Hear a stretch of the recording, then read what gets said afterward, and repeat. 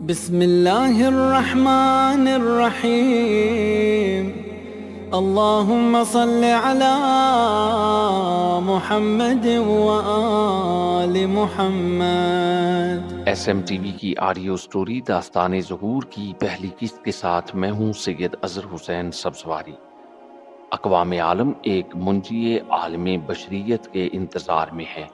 امام مہدی علیہ السلام آخری زمانے میں ظہور فرمائیں گے، ظلم و ستم کا خاتمہ کریں گے اور اسلام کے عادلانہ نظام کو دنیا پر قائم کریں گے۔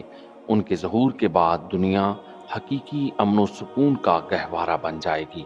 ان ویڈیوز میں ایسی دلنشین منظر کشی کی گئی ہے کہ سننے والا تاریخ اور مستقبل کے واقعات کو اپنے سامنے مجسم دیکھنے لگتا ہے اور اپنے آپ کو اس عظیم انقلاب کی آمادگی کے لیے تیار کرتا ہے۔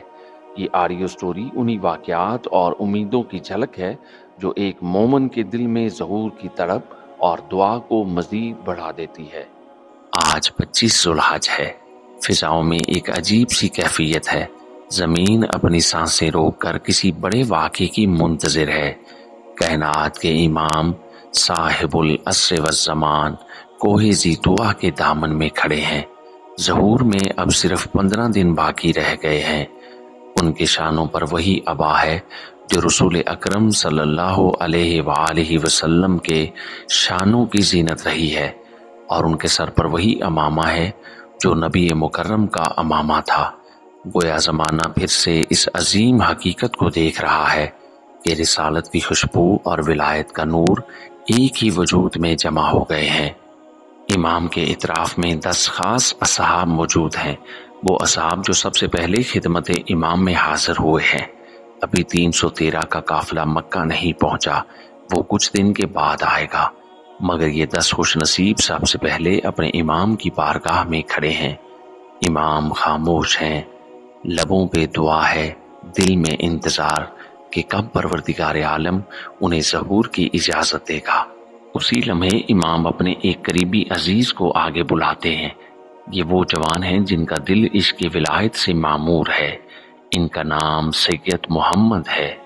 امام ان کی طرف دیکھ کر مسکراتے ہیں اور ایک ذمہ داری ان کے سپرد کرتے ہیں، ایک ایسی ذمہ داری جو تاریخ میں ان کا نام ہمیشہ کے لیے امر کر دے گی۔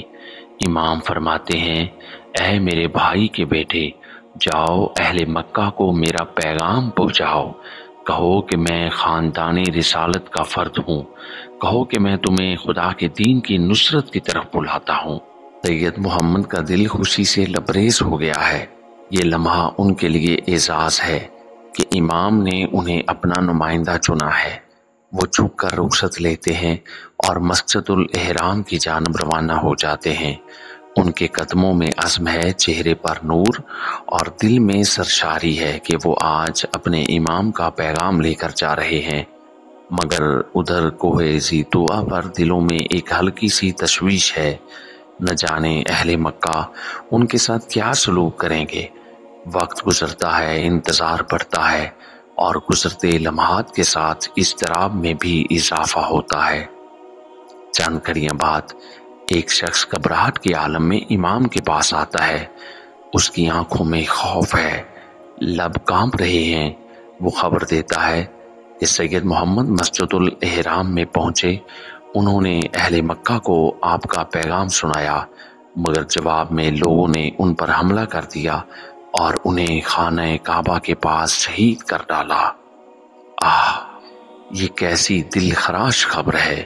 وہ جوان جو اپنے امام کا نمائندہ بن کر گیا تھا، امن کے گھر میں، خدا کے حرم میں، ظلم کے ہاتھوں مظلوم ہو گیا۔ کیا یہ وہ جگہ نہیں جہاں پرندوں اور جانوروں تک کو پناہ ہے؟ پھر آخر ایک بے گناہ انسان کو کیوں قتل کر دیا گیا؟ اس کا جرم کیا تھا؟ صرف اس نے اپنے امام کا سچا پیغام پہنچایا تھا۔ یہی وہ شہید ہیں جنہیں روایات میں نفس زکیہ کہا گیا ہے۔ نفس زکیہ یعنی وہ پاک اور بے گناہ جان جو مظلومیت کے عالم میں قتل کی جائے۔ سید محمد کی شہادت دراصل اس قربانی کا پیش خیمہ ہے جو امام کے ظہور کا مقدمہ ہے۔ ان کا خون گواہی دیتا ہے کہ حق کا کارواں آگے بڑھ رہا ہے اور ظلم کی حکومت اب زیادہ دن باقی نہیں رہے گی۔